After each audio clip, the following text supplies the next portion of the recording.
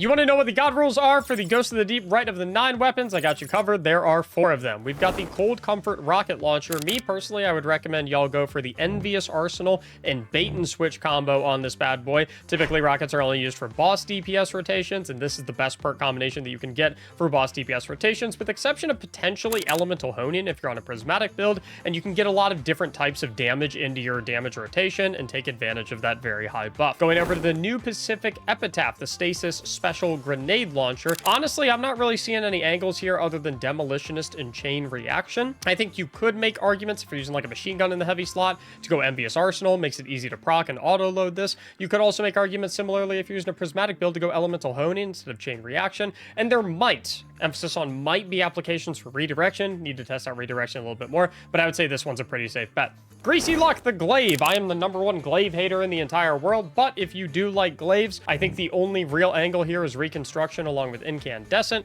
I don't really love the heal clip too much. Feels like bait. Glaives just take too long to reload, and you already have the shield on the Glaive. What do you need the heal clip for? I think you could also maybe justify Reconstruction and close to melee, but I don't really use Glaives that much. So if you feel like you're smarter than me when it comes to Glaives, which you probably are, then use what you want to use on that one. Finally, saving the best for last is the one that I'm #1 most excited for, is the No Survivor Submachine Gun. First ever submachine gun in the entire game, where you can get the heal clip and Incandescent combo. This is going to be so good for Prismatic builds and Solar builds, and honestly, even if you're not on Prismatic or Solar, this weapon is still in and of itself very, very good. I can see applications for things like Demolitionist Incandescent. I can see applications for Demo Adrenaline Junkie, Demo Sword Logic, but #1 rule, do not get out of Right of the 9. Do not walk away from Ghost of the Deep without having at least a heal clip Incandescent roll, and then obviously a reload speed masterwork to take more advantage of the heal clip, make it easier to proc. This is going to be the #1 thing that you want to gun for. Like and subscribe if you found this helpful, and I'll see you next time.